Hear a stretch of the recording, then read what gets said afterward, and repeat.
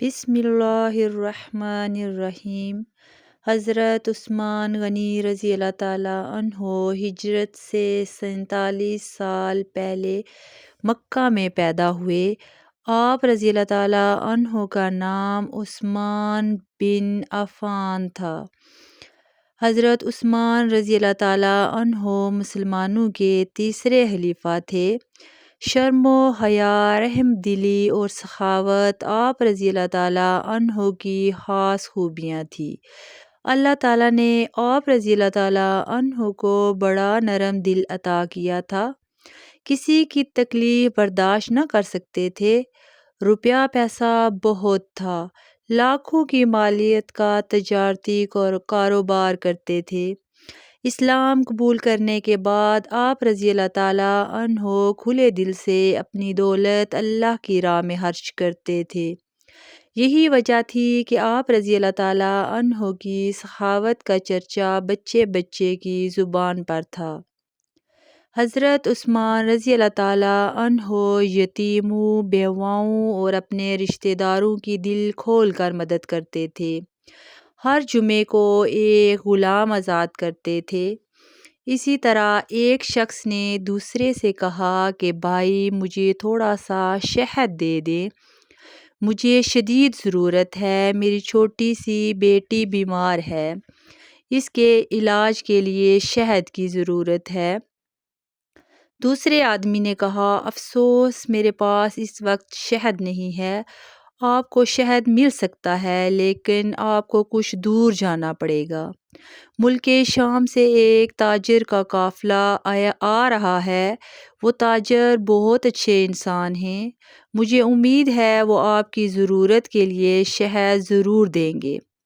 ضرورت مند نے ان کا شکریہ ادا کیا اور شہر سے باہر نکل آیا تاکہ قافلہ وہاں پہنچے تو تاجر سے شہد کے لیے درخواست کر سکے۔ آخر قافلہ نظر آیا تو وہ فوراً اٹھا اور ان کے نزدیک پہنچ گیا۔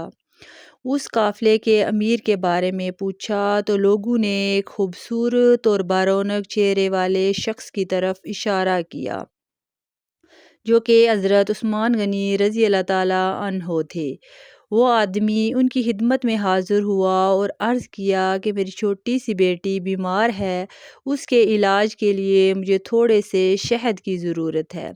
انہوں نے فوراً اپنے غلام سے فرمایا جس اونٹ پر شہد کے 2 مٹکے ہیں ان میں سے ایک مٹکا اس بھائی کو دے دیں۔ غلام نے کہا آقا اگر ایک مٹکا اسے دے دیا تو اونٹ پر وزن برابر نہیں رہے گا۔ یہ سن کر انہوں نے فرمایا تب پھر دونوں مٹکے انہیں ہی دے دیں۔ یہ سن کر غلام گھبرایا اور بولا آقا یہ اتنا وزن کیسے اٹھائے گا؟ اس پر حضرت عثمان غنی رضی اللہ تعالیٰ عنہ نے فرمایا کہ اونٹ بھی اسی کو دے دو۔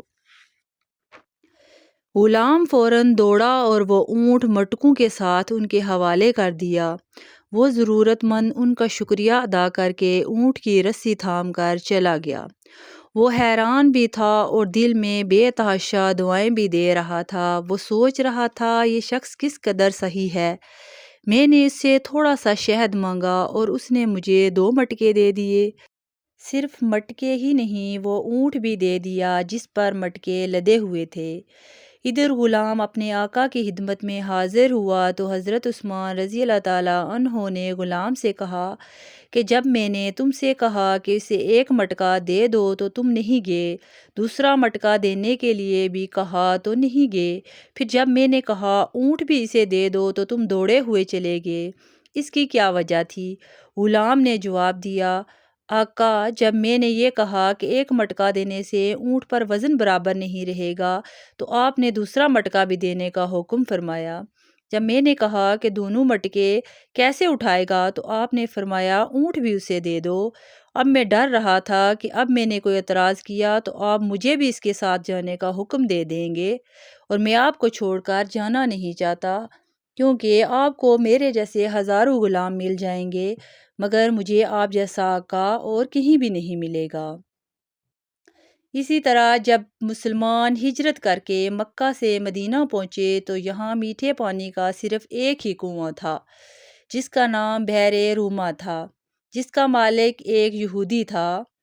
اس نے کنویں کے پانی کو اپنی آمدنی کا ذریعہ بنا رکھا تھا۔ بحر روما کا کنواں، جسے بحر عثمان بھی کہا جاتا ہے، یہ مدینے کے اس بڑے کنویں کا نام ہے جو وادی عقیق مسجد قبلتین سے 1 کلومیٹر جبکہ مسجد نبوی سے 3.5 کلومیٹر شمال کی جانب واقع ہے۔ اس کنویں کا پانی نہایت میٹھا، لطیف اور پاکیزہ ہے۔ اس مناسبت سے کہ ان حضرت صلی اللہ علیہ وآلہ وسلم کی بشارت کے مطابق اس کنویں کو خریدنے اور وقف کرنے کے سبب حضرت عثمان کا جنتی ہونا ثابت ہوا۔ اس کنویں کا نام بحر جنت یعنی جنتی کنواں بھی مشہور ہے۔ حضرت عثمان غنی رضی اللہ تعالیٰ عنہ نے اس کنویں کو خرید کر مسلمانوں کے لیے وقف کر دیا تھا۔ مدینے میں رفتہ رفتہ جب مسلمانوں کی تعداد بڑھنے لگی تو مسجد نبوی میں جگہ کم پڑ گئی۔ آپ رضی اللہ تعالیٰ عنہ نے کثیر رقم خرچ کر کے مسجد نبوی کو وسیع کروایا۔ حضرت عثمان غنی رضی اللہ تعالیٰ عنہ کی سخاوت کا سب سے بڑا کارنامہ یہ ہے کہ غزوہ تبوک کے موقع پر آپ رضی اللہ تعالیٰ عنہ نے 10,000 فوجیوں کے اخراجات اپنی جیب سے ادا کیے۔ اس کے علاوہ 1,000 اونٹ، 70 گھوڑے اور 1,000 دینار نقد دیے۔ اس موقع پر رسول اللہ صلی اللہ علیہ وآلہ وسلم نے خوش ہو کر فرمایا، آج کے بعد عثمان رضی اللہ تعالیٰ عنہ کو اس کا کوئی عمل نقصان نہ پہنچا سکے گا۔ حضرت عمر رضی اللہ تعالیٰ عنہ کے دور حکومت میں ایک بار سخت قحط پڑ گیا۔ غریب مسلمان غلے کے لیے ترسنے لگے۔ انہی دنوں اونٹوں کا ایک قافلہ حضرت عثمان رضی اللہ تعالیٰ عنہ کا غلہ لے کر باہر سے آیا۔ حضرت عمر رضی اللہ تعالیٰ عنہ نے سارا غلہ خریدنا چاہا، لیکن حضرت عثمان رضی اللہ تعالیٰ عنہ نے بیچنے سے انکار کر دیا اور یہ اعلان کر دیا کہ جس کو بھی غلے کی ضرورت ہو مفت لے جائے۔ کچھ دنوں بعد حضرت عمر رضی اللہ تعالیٰ عنہ سے ملاقات ہوئی تو فرمایا، آپ رضی اللہ تعالیٰ عنہ میرے غلے کی قیمت بہت کم دے رہے تھے، میں نے غلہ اللہ تعالیٰ کے ہاتھ زیادہ قیمت میں فروخت کر دیا۔ اسی طرح ایک دن حضرت عثمان رضی اللہ تعالیٰ عنہ نے حضور اکرم صلی اللہ علیہ وآلہ وسلم کی دعوت کی۔ جب نبی اکرم صلی اللہ علیہ وآلہ وسلم حضرت عثمان کے گھر کی طرف تشریف لے جا رہے تھے تو حضرت عثمان رضی اللہ تعالیٰ عنہ آپ صلی اللہ علیہ وآلہ وسلم کے پیچھے چل رہے تھے اور آپ صلی اللہ علیہ وآلہ وسلم کے قدموں کی تعداد گن رہے تھے۔ سرکار عالم نے جب مڑ کر یہ معاملہ دیکھا تو مسکرا کر پوچھا، عثمان یہ کیا کر رہے ہو؟ تو حضرت عثمان رضی اللہ تعالیٰ عنہ نے جواب دیا، آقائے دو جہاں، میں آپ کے قدم گن رہا ہوں تاکہ آپ کے قدموں کے برابر غلام آزاد کر سکوں۔ پھر دعوت ختم ہونے کے بعد حضرت عثمان غنی رضی اللہ تعالیٰ عنہ نے ایسا ہی کیا۔ انہوں نے نبی صلی اللہ علیہ وآلہ وسلم کے قدموں کے برابر غلام آزاد کیے۔